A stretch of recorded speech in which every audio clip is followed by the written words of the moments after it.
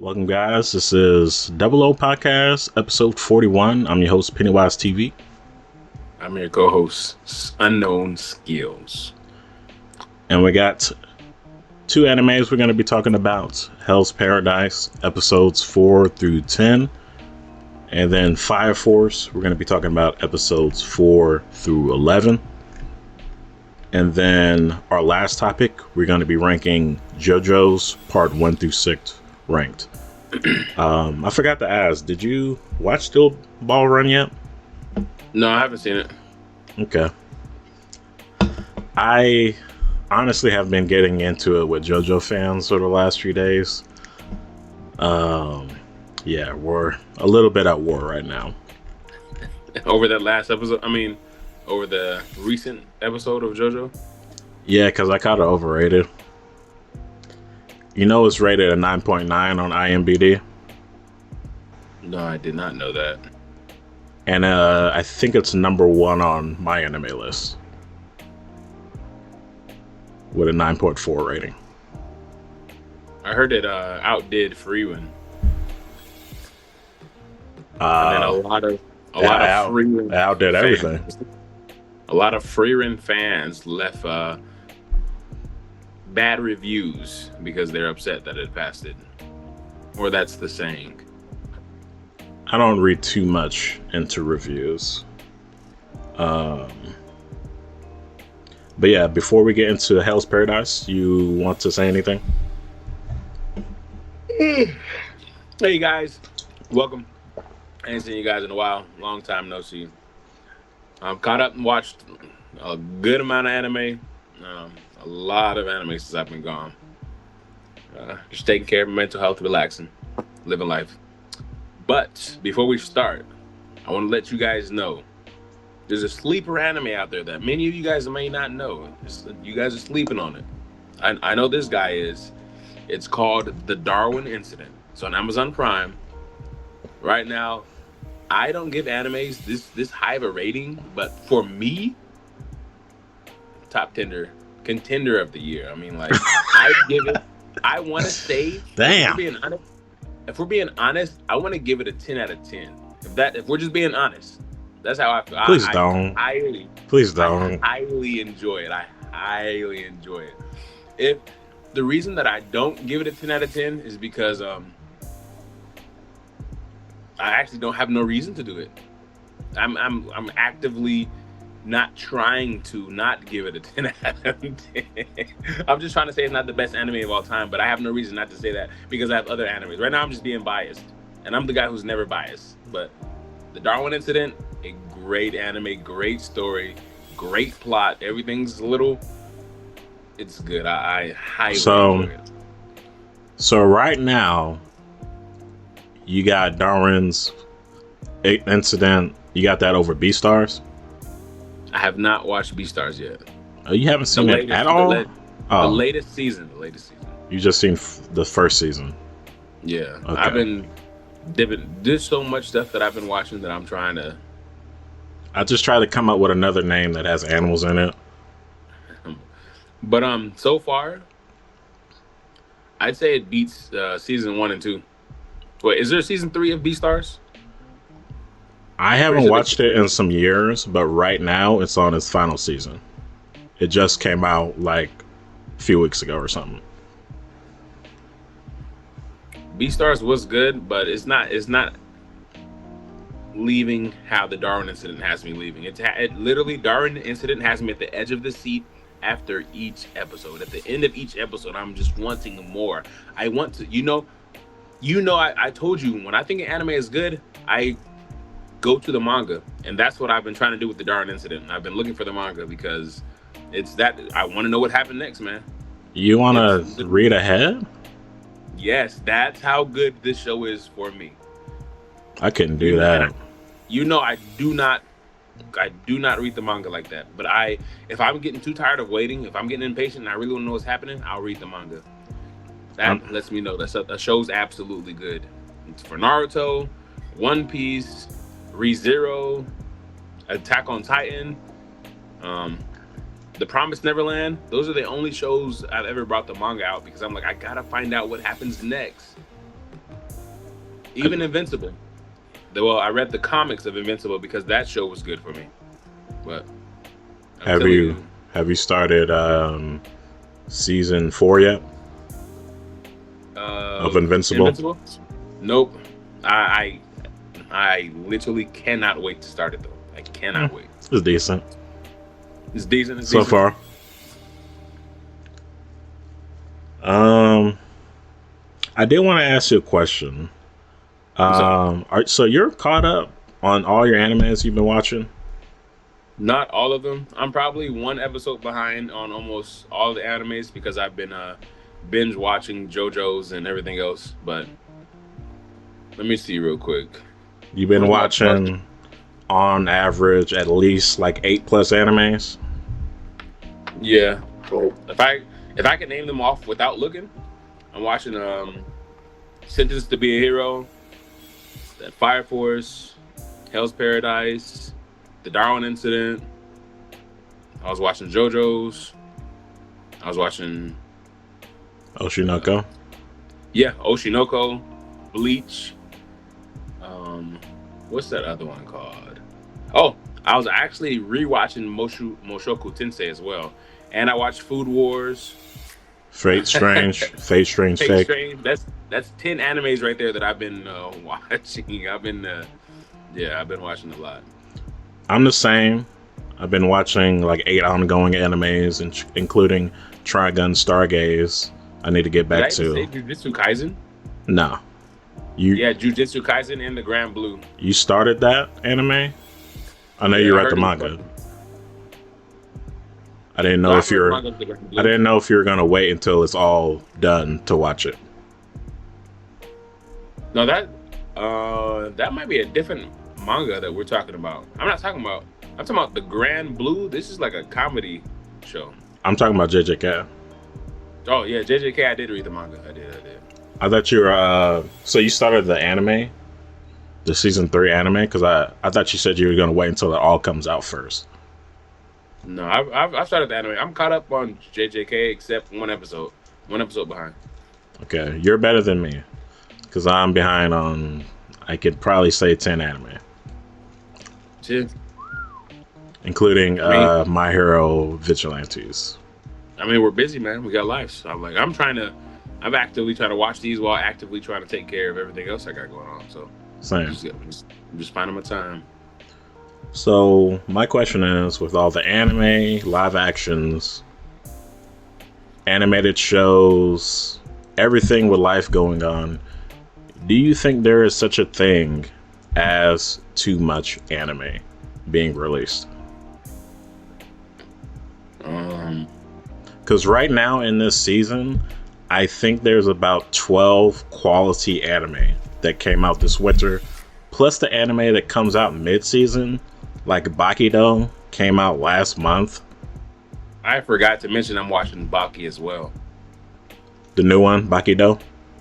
Yeah. To be honest, I think there is, bro. There just might be too much anime out, but I don't see it that way. I'm almost like overly joyed. There's always something else I can watch. Like once I finish this last episode of what do you call it? Of Hell's Paradise, I can go on to Jujutsu Kaisen. After Jujutsu Kaisen, I can go catch up on Frieren. After Frieren, I can just keep going to the next. I hate it. Like, I'm perpetually behind on anime. Because I can't catch up. More and more. Like, not only ongoing anime, I'm rewatching anime as well every week. I'm rewatching Gintama. I will say it is hard to catch up because there's so many releasing. It's harder than ever before. But let us know if you think there's too many anime being released, or there can never be too many. So let's finally get into this Hell's Paradise discussion. My first thoughts, I was looking at Hell's Paradise to be inducted into the big 3. I know there's a lot of discussion about the big 3. Some people still have Demon Slayer in there. Um, but I think I'm ready to put Hell's Paradise in the big three. It's not the anime that's blown me away the most, but it's doing everything that it needs to do. It's hitting all the nodes. It's hitting emotion, the fights, the animation of the fights is surprising me. Death, despair, conflict, lore drops finally in this season 2. And I'm very impressed. I think it has the best fights out of this season. I'm not caught up to JJK. But I'm not the biggest fan of JJK fights. It's a little bit way too technical, way too complicated. But I think it has the best fights of it out of any winter season, out of any anime this winter season, and I didn't know that it was going to be this good. It has a lot of sauce. So has this impressed you so far? Hell's Paradise Season 2? Yeah, I truly enjoy it. I like it. I like the fights. I like the story. I like where it's going. This is pretty decent anime for me. I like it. Big three worthy? Big three worthy. If we're talking about, if we're comparing it to Demon Slayer, I would say no, because in my head, I'd say I guess we can't add this, but when I think of the next big three, I would say Jujutsu Kaisen, Demon Slayer, and Attack on Titan.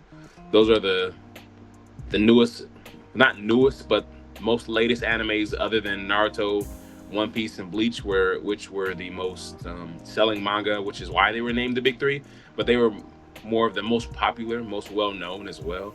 That's how I feel about Jujutsu Kaisen,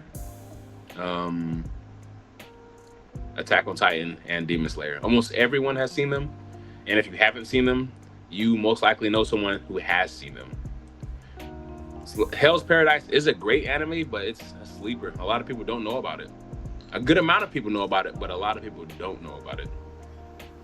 Yeah, not a lot of people are on it yet. Not like JJK. Like damn near everyone's on JJK, even though I don't think it's that good.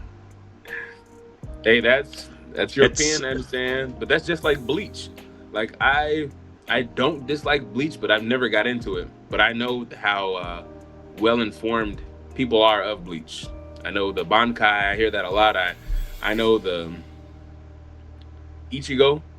Is that his name? Yes. I know his name, and I've only seen like 5, 7, 11, 20. I've seen a good amount of episodes, so I should know his name by now. But hopefully you finish before the year's over.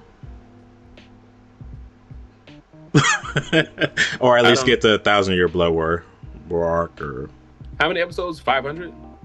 Bleach without filler, probably 220, 230. That'll be a piece of cake. I can get you up. It's gonna be a while because it's impacting me. The animation, the first episodes. I feel like I'm watching a Disney Channel show back from 2006. Yeah, that's the thing about JJK and Hell's Paradise, like the fighting system. I appreciate the fact that it's not super complicated and it's easy to follow. You have the 5 attributes: water, fire, metal, earth, and wood. Yeah, something like that. And it's not that they're on a level playing field, the monsters and the humans, but at least they play by the same rules, which is Tao. Everything's governed by Tao. And I appreciate that compared to JJK's system. But what were you gonna say? I was about to say what else I like about a Hell's Paradise is everyone's not getting that just random extra boost. There's some people who learn about Tao quicker than others, some who can't learn it, and some who are still taking their time to learn it. And in a lot of animes, someone will learn something in 2-3 episodes. Someone will learn it the first episode, and then they'll become like monsters at it. They're good at it. But in Hell's Paradise, you get to see it actually take place in real life. Once you see something, you don't automatically know it. Yeah, there's no bullshit in Hell's Paradise. Like, these guys are still human. They can still die. They actually have died, and they some of these fights they really can't win without a sacrifice or two, which we've seen with Xion. Um, he was willing to sacrifice himself to get the dub against, who was he fighting? Jun Fao. These names are so complicated. I'm gonna assume that you're right. I wrote down some of the names, but I'm actually not the biggest fight person. I appreciate fights. It looks cool. His name was Zujin.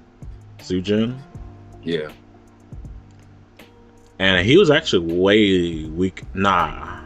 I was gonna say he was really weak, but I think it's actually the opposite. I think Xion is actually really strong. Yeah, Xion's OP as fuck. He already knew how to use his he had a good understanding of Tao, just never used it. Yeah, I think he has one of the best control over Tao, if I'm not mistaken. And I see how... Go ahead. I lost my train of thought. Go ahead. I was about to say, did you see how when they first panned to their fight, he had already killed him 230 times? Yeah, that's insane. That just shows you how skilled he is. And I'm glad that Narugi, is that how you say her name? Yeah. Narugi. I'm glad that he saved him. I'm glad they saw saved him. I'm glad that she saved Xion. Yeah. And I'm glad they were able to see the bigger picture, because Xion was willing to die for it. I definitely did not want him to die. If anything, I was hoping. I mean, not hoping, but if they were going to take a life, I'd rather them taking Narugi. Damn, why? Like what? What'd she do? Other than her purpose of helping him, that would have been whack. Understand what's going on. I mean, it would have been sad, but what else is she there for? She's a liability right now. She's not able to fight. Growing. She's able to defend a little bit. She's growing. Yeah, growing. Well, they're fighting literal gods right now in their own sense. If they were fighting one of the other Tenzin, they would have died, because he would have had to try to save Narugi, and he would have got hurt himself again. That's how he got hurt the first time, trying to save Tenzin and her. So she's a liability. She can't be a liability because luckily they fought somebody weak. That's all I'm gonna say. No. Somebody strong. Xion's just really strong. The Tenzin is not weak by any means. Like I said, that just shows you how strong Xion is. He's super strong. He would have done that to anyone. Besides the main guy, Rain. The guy fighting Benimaru is pretty legit. Well, I mean, he has the advantage. Benimaru's Tao can't do anything against him. He literally can't kill him. That's true. Only the Yuzuriha can kill him, which so they're gonna have to figure that out. Shugun is probably one of my favorite characters in the Isoman. Shugun is the dark-haired guy that came on the boat. Yeah. He the jagged edge sword. I said in one video that he is a sick individual. He is not a good guy at all. You remember what he did to that family? Yes. That captured and dude. With that being said, I want to ask your opinion first, because I believe it's going to happen 100%. Which Saimon do you think he's going to kill first? He? Yes, I'm pretty sure there's another death coming. Who's he? Shugen. Who do you think Shugen's going to kill? The girl, the little guy, or Xion?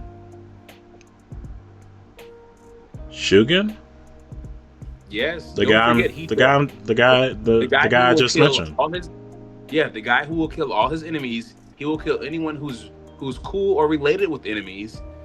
He will kill people who betray as well. Right now, in his eyes, the assignment came there to kill them and then leave. Those guys didn't leave, and they're working together with criminals. He's going to kill somebody. I'm really confused because I thought his anger was towards the Tenzin. You said Shugen, right?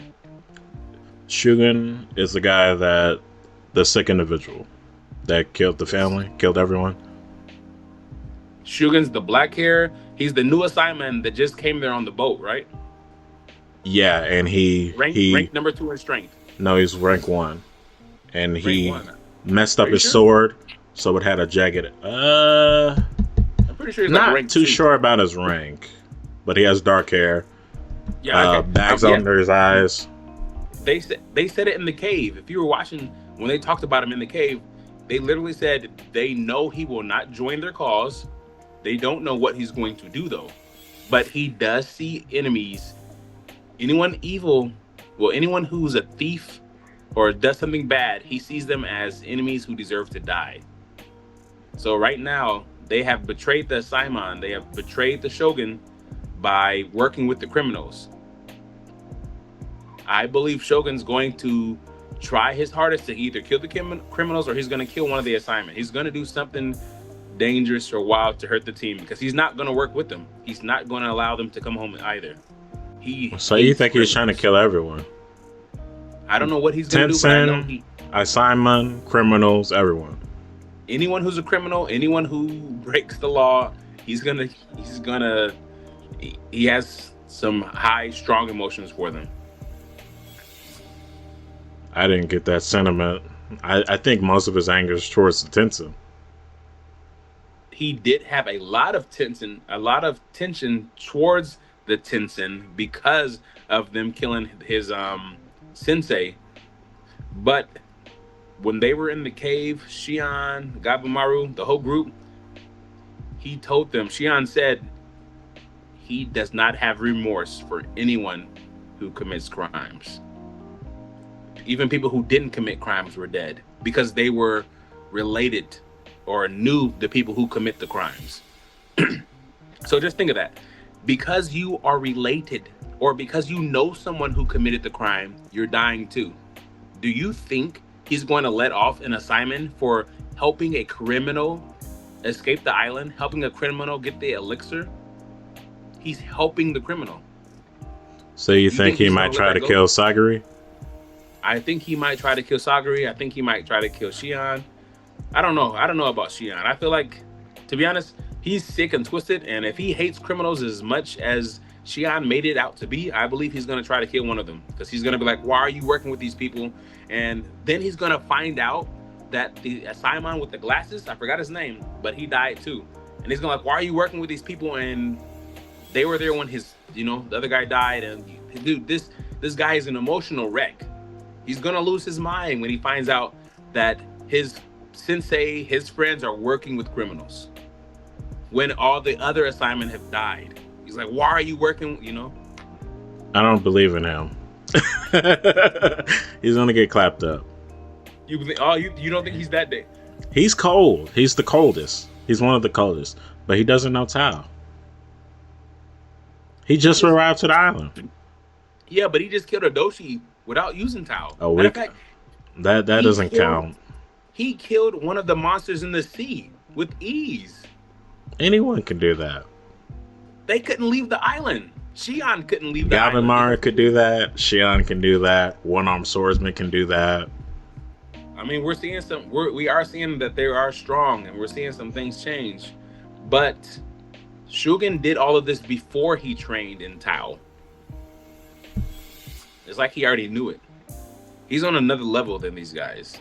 If he doesn't know Tao and he's killing these monsters, like he killed a Doshi already, or no, he didn't. He destroyed the Doshi already, and then the ninja village took him in for interrogation, but he did it with ease, and he doesn't know Tao exactly. Don't forget that. As soon as he landed, we gonna have to see on the last episode because I can't answer that. All right. Do you have a favorite fight? Because I think I know my favorite fight. I think my favorite fight was the one-armed swordsman. I like the who they were going up against too. The personality, the girl with the tits and ass. I like her personality. So you like Tao Fa and Ju Fa? Yeah, against Tao Fa. I forget the other guy's name. Ju Fa. And I don't know how to say his other name, but the one-armed swordsman, I just call him Tamiya and Fuchi. It's just easier to say him. And the way he's a little bit stupid. I think a lot of people were like kind of confused on why he ripped out his eye instead of just simply closing it. But I guess it's just the resolve, and if he took his eye out, then he would have no choice but to rely on Tao. Yeah, and he's strong-headed. What did he say? Hard-headed? He said something about it. Thick-headed. Yeah. Yeah, that was my opinion the best fight. The choreography was there too. If I was to say my best fight, you talking about out of this season, not season 1? On this season. Probably when Shogun arrived on the beach and they annihilated all those monsters with ease. You didn't even see it. No. Wasn't that off screen? Oh, I can't really think of it. I guess I'd say that was my favorite moment. Yeah, I had a few other things to say, but it's related to the next episode. All right. No big deal. We'll talk about Hell's Paradise again in 2 weeks. But the story is pretty deep. It's probably... There's a lot of animes where like there's creatures that lives for 200 years and they have like insidious plots. It kind of a little bit reminds me of Summertime Rendering, where the guy is basically immortal and has lived for hundreds of years. In this case, the main villain of this story seems to have lived for like 1,000 years. And he created these Tensen, and they're basically trying to unlock immortality. So I kind of feel for the Tensen a little bit. I still think they all need to go. Except for Mai. I think she can live. She's cool. She's repented. And she has understood humans a little bit. So I think she's cool.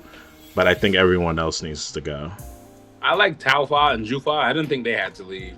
I think they're more afraid of losing each other than anything else. They were just afraid of who's the main guy? What's his name? Rain. Yeah, they were just afraid of Rian, and they don't want to lose each other. It's like hey, you either do what I tell you to, or I'm gonna kill the one you love most. And it's like the fear that he doesn't even have to say that shows it within the episodes. They never agree with anything that was going on the entire time. Yeah, it is kind of fucked up to basically force siblings to have sex with each other. No, I don't mean that. I mean, I don't think they knew about the Bochi Jutsu, or they knew that they were siblings and shouldn't be doing the Bochi Jutsu. I'm talking about the killing humans and grabbing humans. Yeah. The whole thing is tragic, but they still need to go. It's unfortunate. That's pretty much all I got, though. That's pretty much what I got. I'm glad Sion survived. The brothers, what were the brothers' names? Chobe was the guy with yellow hair. All right, well, I'll just say Chobe and his brother. I'm liking the what do you call it when they're growing up Not childhood. Not childhood. It's another thing. Like let's say, let me give you an example. Like Zuko in the beginning of Avatar, he was all mad and angry all the time, trying to always hunt the Avatar. But as the show progressed, he started growing up and realizing that the Avatar is not his real enemy.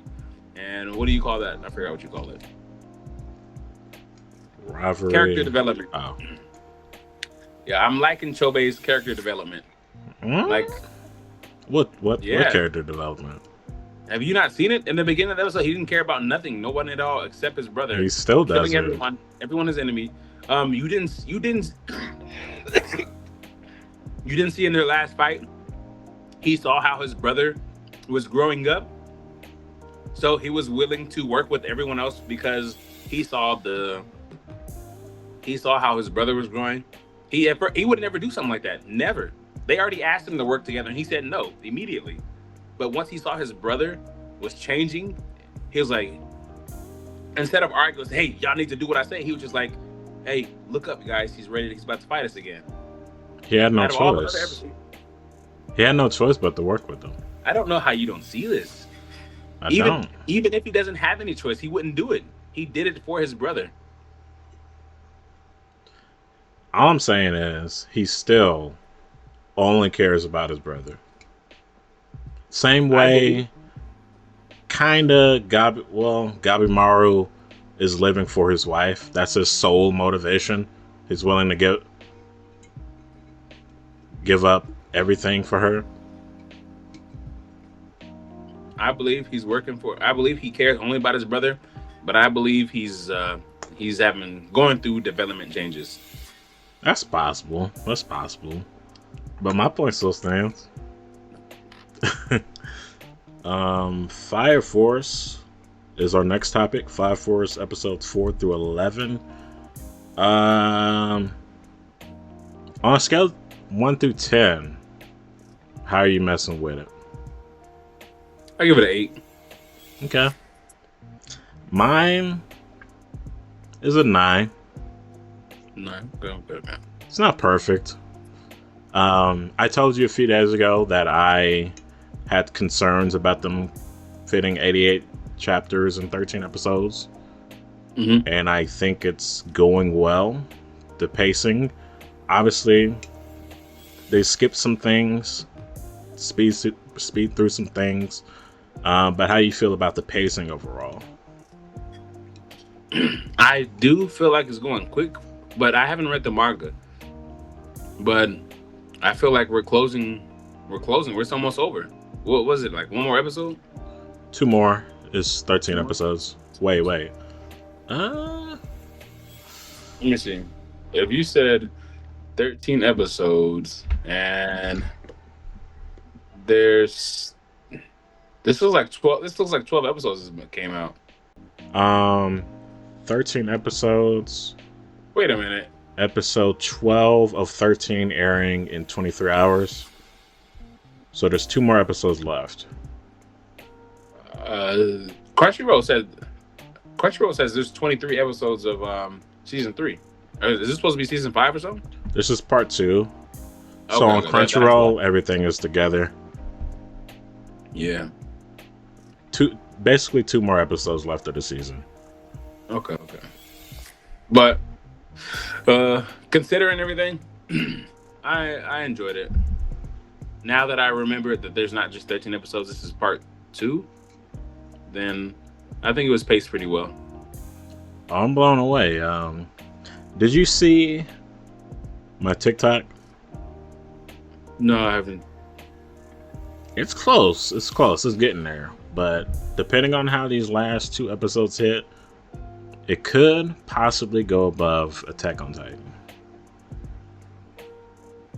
That's how I'm feeling. It's a big stretch. And that was 4 days ago. So I've had time to calm down. That's a huge, giant stretch. That's a big stretch. Yeah. It's that good to me. But yeah, them stretch of episodes were so good. that I forgot Shinra existed. That's how good it was. The whole world ending and the extreme evolution of human beings is destruction, is death. Um, just the concepts of this show is just fire. You don't see it, no pun intended. You don't see it in too many animes. These aspects, the Adala burst, the Great Cataclysm. There was a world before this world that looks exactly like our world in real life. And then just the doppelgangers aspect of it all, how the doppelgangers are basically formed from what your reputation is, what people think you are. I think that aspect is fire as well. How did you feel about that one lady who was doing Tai Chi? Did you think that was weird or misplaced? Tai Chi, what do you mean? Where it got like weird? The woman, it was showing like a real life woman, and she was like saying her little speech about how people on social media are idiots. She was going on her little spiel. I think that's what I probably zoned out. I just wanted to ask because that's not even the part that mind blown me. That's whatever. I was watching the anime and I remember that it went from cartoonish to real life-ish, like it was real life, and I was like, "What's going on here?" And I don't remember what I did next, but I'm pretty sure I zoned out. But yeah, I appreciate that part of it. I just appreciate how different that was, because you've never seen anything like that in anime. But the part that I really liked was when Tamaki was fighting, and then you remember the crowd was like, "Put some clothes on, you whore," and they're shouting at her. And then the mom, that was the part that mind blown me the most, was that whole interaction with the mom. Oh, the mom was real, but she lost her individuality, so she got blipped out of existence. Wait, what? That's what happened? Yeah, she lost her individuality. Everyone forgot about her, basically, even her own son. And then that part with the son, where he gained a conscience because he was given a name. His mom called out his name, and the lich, the scientist, and he was like, "What's going on here? Something's not quite right with this kid." Like in the crowd, and the mom, like, "I remember you from college. I remember we're colleagues, but I don't remember anything about you." And then she disappears, and then the kid is like, "Yes, I'm Tatsuya. I was part of the mob, but I was given a name, and now I'm a world builder with thought." I thought that whole part was just insane. That took this anime to a whole nother level for me. That whole concept. I thought that was cool, but I did not know the mom was real. I thought she was a fake piece added on with the mob just to bring despair.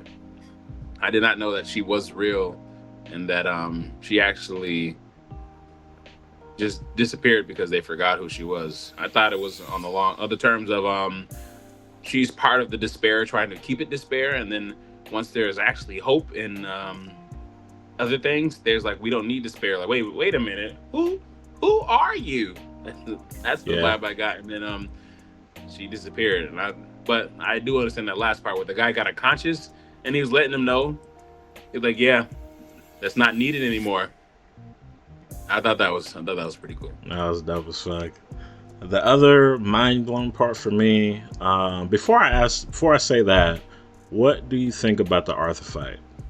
Did you mess with it? I did enjoy it. It sucks how it kind of ended, sorta, but I did like it. I did like how Arthur thought of a move I wish he would have thought of that earlier, but I think it's actually crazy. This show throws me in loops, which is why I can't put it that high. Like he did a non-dodgeable, blockable move because he thought of it, and he cut the entire world in half with it. But the world's still there, so that would confuse It was me. just light. He was showing the whole world hope by slicing the planet with light. It wasn't like a destructive move. Okay. But yeah, I liked how he was fighting Dragon. I like how author can imagine anything and what he imagines becomes real. I think that's pretty cool.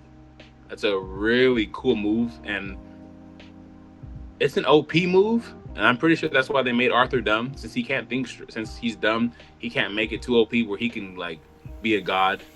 But he's basically strong enough to do whatever he wants.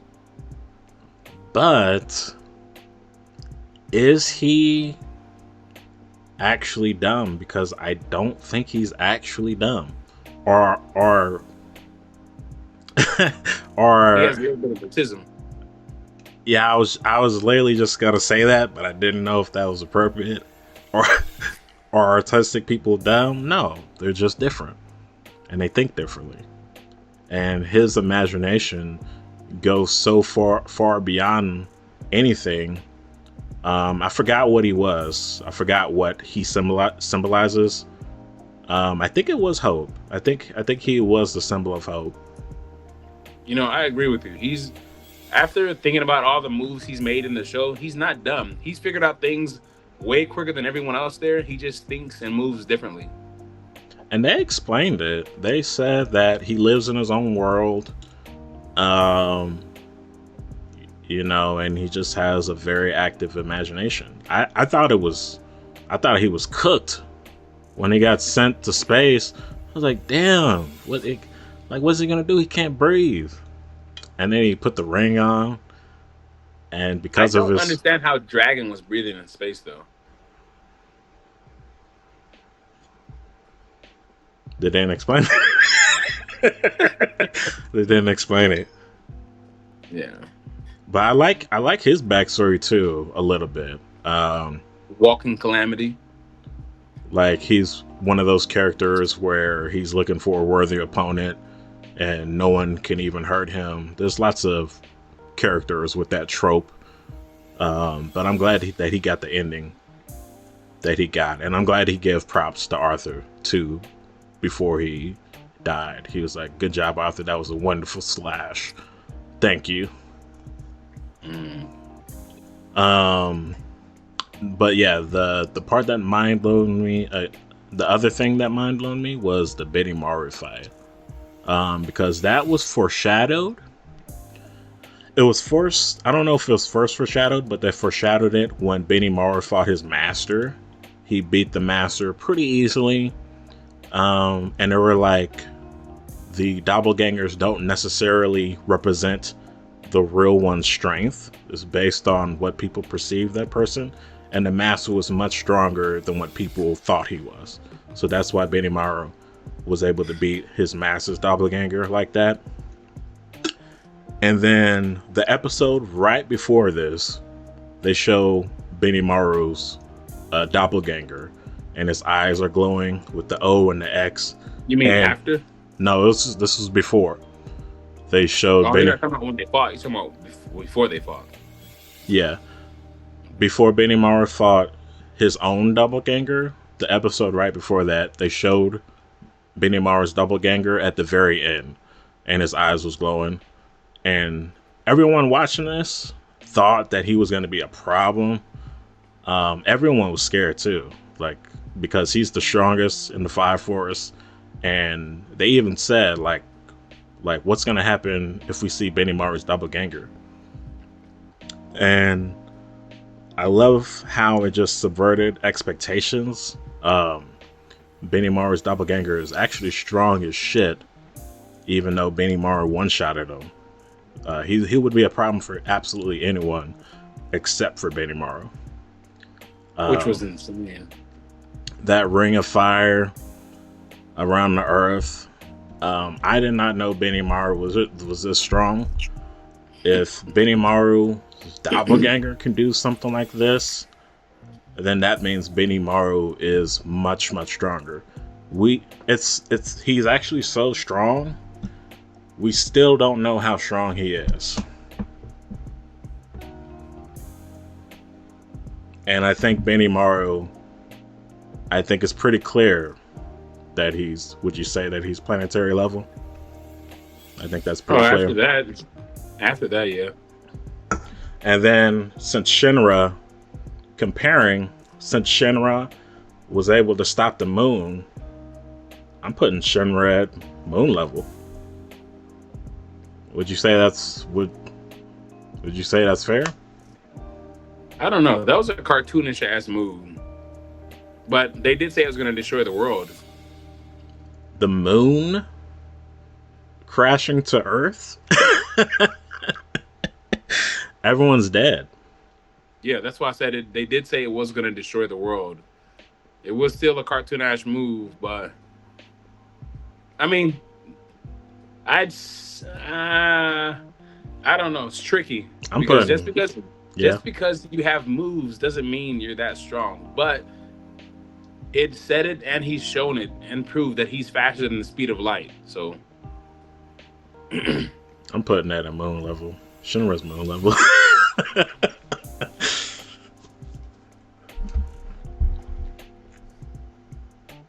But yeah, I did like the show. I'll give it an 8. It's I forgot how cartoonish it was and funny it was, but they do have the serious moments. When they do have the serious moments is when I get locked in, and I feel like the jokes throw me off a bit. Oh, they wasn't joking a lot in this part too. They was not joking. Tell me a joke. From part 2. I'd have to think about it. It was very serious. I can't think of part 2, but I got one from part 1, but I'd have to think about this one again. I think the best fight, because honestly, Fire Force's fights to me are not that good. They're more like some flash, some gutso, gotta get faster, gotta be stronger, more fire, more power, more output. It's not the best fights. I think the best fight was Giovanni. I think that episode was very fucking creepy. Giovanni, I think he's one of the best villains in the show. Just the fact that his body is made up of insects, he doesn't care about anything. The way he took over that kid, and you saw the little insects in his eyes taking over him, and the way he transformed and warped his body into something just twisted. Giovanni is I think he's one of the best villains for sure. And Arthur one-tapped him. Oh yeah, because Arthur is that dude. I'd have to say, for me, the best villain was the old lady who got burnt. The nun? Yeah, she was pretty evil. Pretty evil.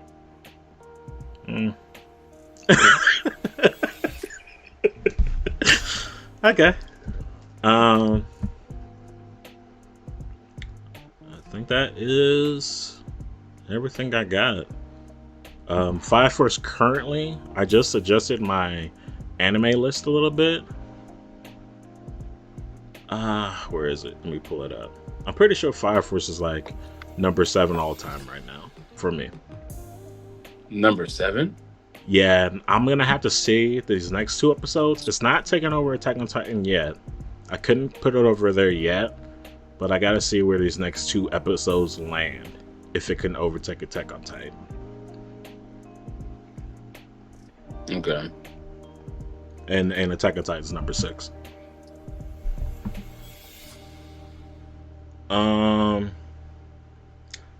Before we move on, I probably already know what you're gonna say, but who do you think would win, Benimaru or Gojo?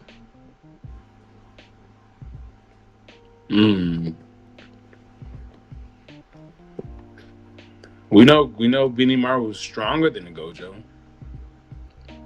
ultimate power versus ultimate hacks. And I'm gonna go. We have a poll right now on Double O on the Double O podcast, and this is like, I'm being generous, but I think Benimaru is at least like 10,000 times stronger than Gojo. So you think he'll beat Gojo with ease? No. You agree that he is stronger, but Gojo's hacks are a little different. He'd have to get past that infinite, and I don't know if that's even possible. How fast is Benimaru? He'd have to be fast because he's fighting. He'd have to be. Nah, I think he's faster than Gojo. Shinra's speed of light. Benimaru is not speed of light, but he got to be at least 5 Mach. Gojo is like 5. He's like 5 Mach speed. I'm pretty sure. Man, if not to mention, I'll give it to Benimaru if he can get past infinity. If he can't, I'll give it to Gojo. That was very surprising. So if he gets past it, Gojo has nothing else.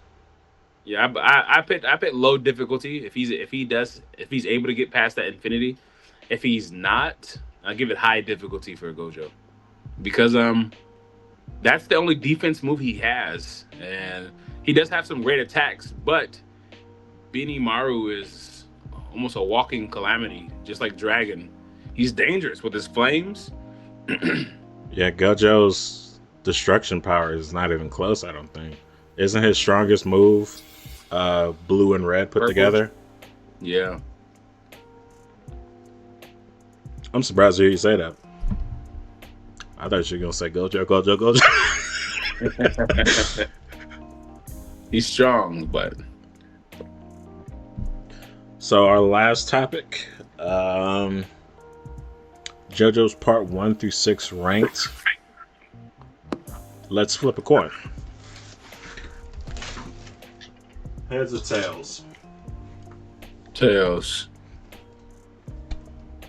Heads. Let's hear yours first. Out of 6, I'd have to say coming in at number 6 is, I don't know if you're gonna like me for it, but coming in at 6 is a Stone Ocean. Just because of the ending? Because of the ending, it's at 6, 100%. This this felt like the longest goose chase ever, and I absolutely despise the ending. Absolutely. I can't explain how badly I despise the ending. Coming in at number 5 is Stardust Crusaders, which is part 2. With Joseph as the lead. Yeah. Wait, is that his name? Yeah. Joseph Joestar. The second one. Yeah. Yeah. Number 2. I put that at 5 because it was way too long. I enjoyed it, and it had some good laughs in there, but it was way... That wasn't long. No, that was a short one. That was 13 episodes. The way that Crunchyroll has it, I've seen part 2 put together with 48 episodes. Just separate each part by who the main JoJo is.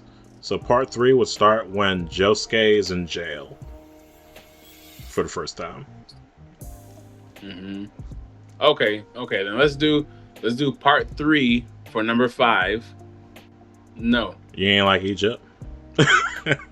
No, I'm gonna do part 2 for number 5, part 3 for number 4.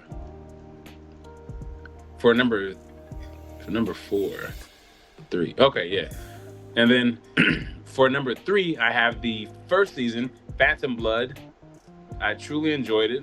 I enjoyed Dio and Jonathan's meeting. I enjoyed everything about it. It was nice. He's one of my favorite. Joe stars, Jonathan. He's like top 3 for me.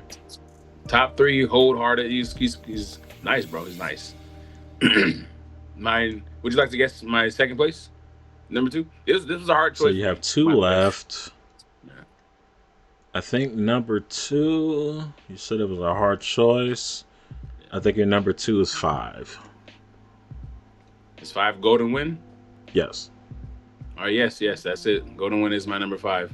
It was hard. I enjoyed Gervano. It was great. I truly enjoyed it. It was funny, great. The characters, I loved them all. I enjoyed every fight, almost every fight, and the walkthrough. But I loved it. And his Unbreakable. Well, what was his stand again? Something Diamond. No, Diamond is part 4. His stand could have. Wasn't it Crazy Diamond?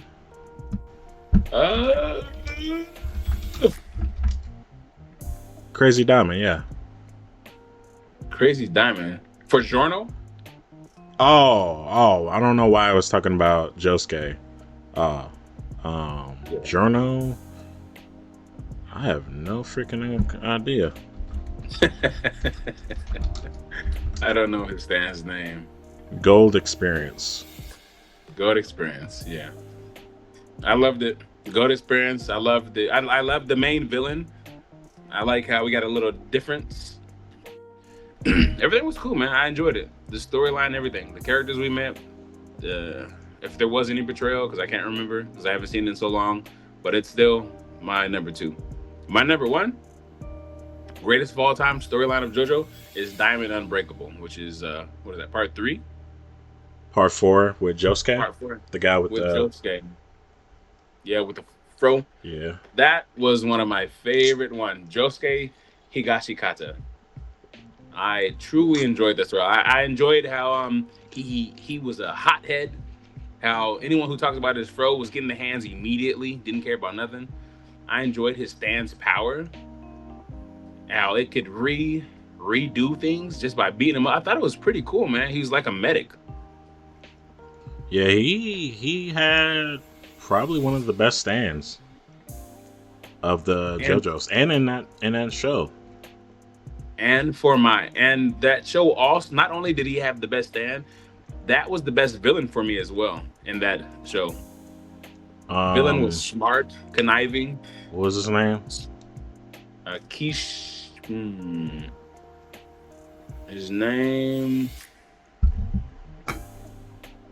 His name was, I feel like it's Kosaku. I don't know.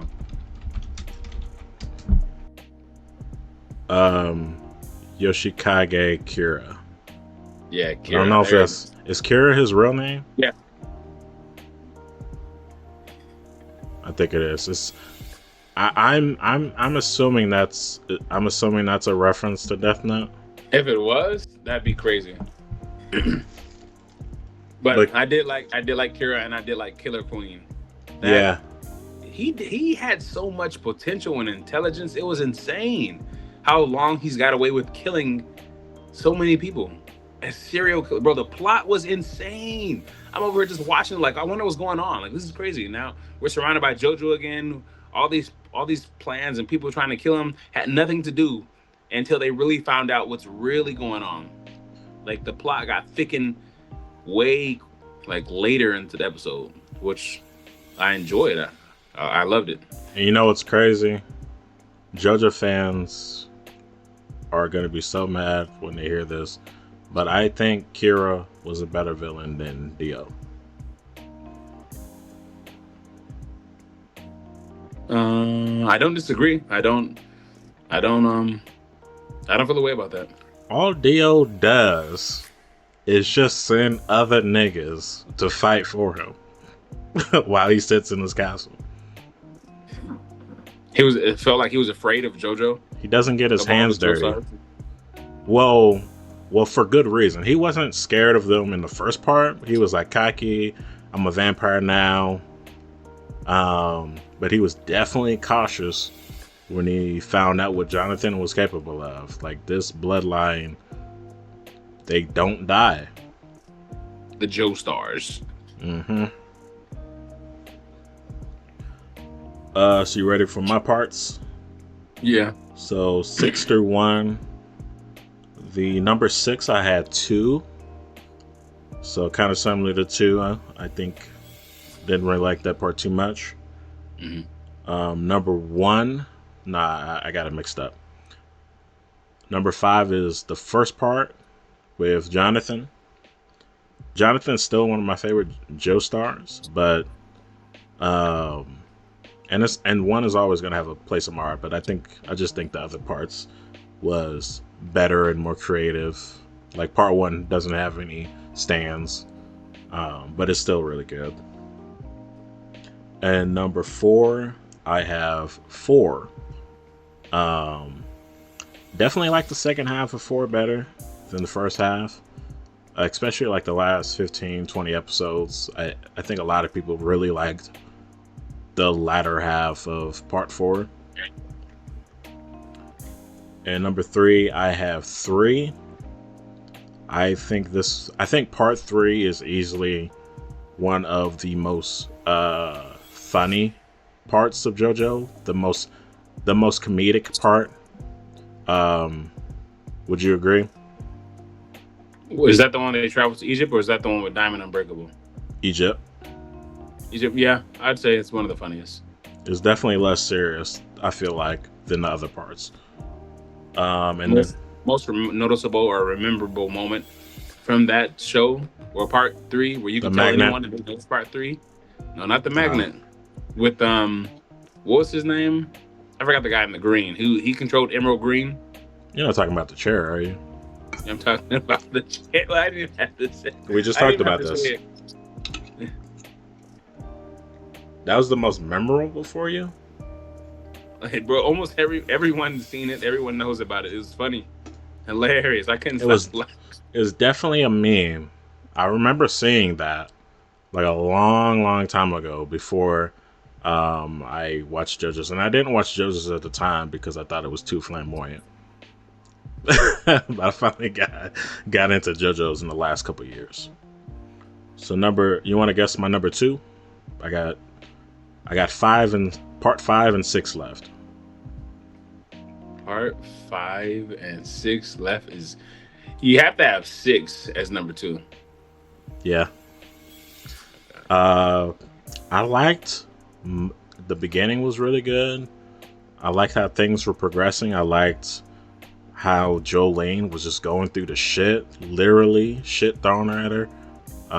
She had to try to survive and stay strong mentally. I like her support crew. She had a really good support crew. The lady with the paper. All the powers in this part are just really creative. The stand powers. It really is. But like you, I didn't like the ending of part 6.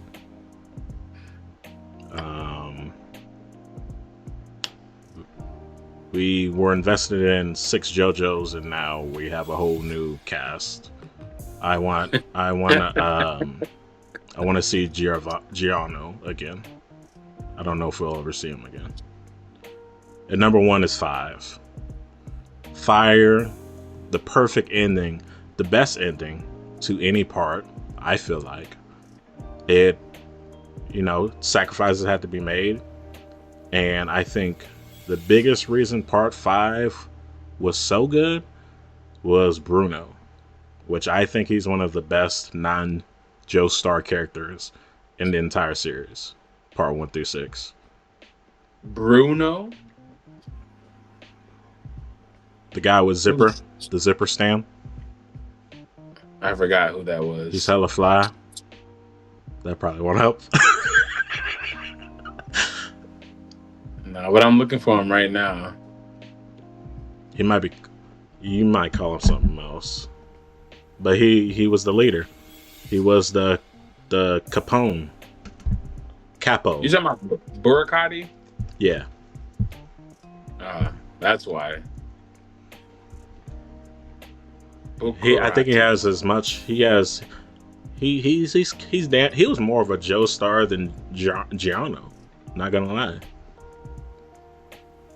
His resolve when he should have died and low-key kind of willed himself from death with the help of Gianno Stan. Yeah, he was a disgusting fellow. I liked how he started off as a villain and he became Giorno's friend. I liked all of it. And he was the best leader. He was. To be honest, thinking about what you just said, I definitely enjoyed Stone Ocean Part 6, the beginning. And then I hated how it ended. It made me wish I never watched it. Yeah, my favorite part in Part 5, just the last thing I'll say, is when Bruno went to go deliver the daughter. That whole sequence of 1 second they're in the elevator, next second it's just her hand, and then he goes down and he's hiding behind that pillar to try to save her, and the boss is like, I know you're behind there. If you step out of there, you will die.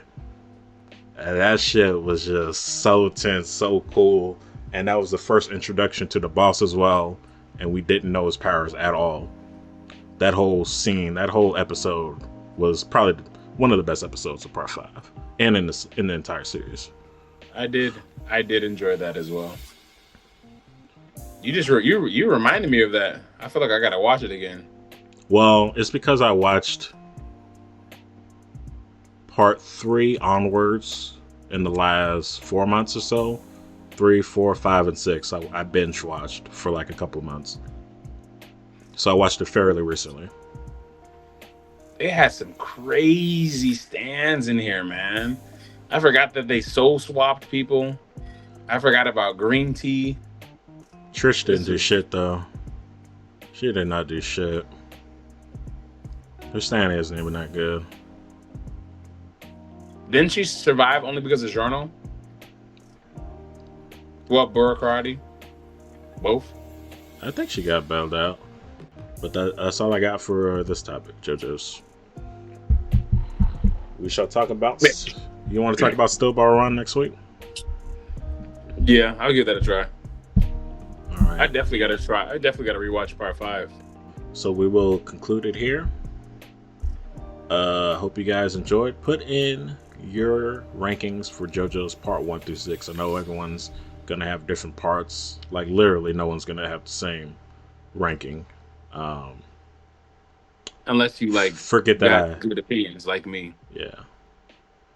But that's all I got to say. All I got to say is watch The Darwin Incident. It's on Amazon Prime. Yeah. The anime season ends in, 2 weeks? And then we got a whole new slew of animes that we're going to have to... It's a lot. But that's all for the Double O Podcast, episode 41. I'm your host, Pennywise TV.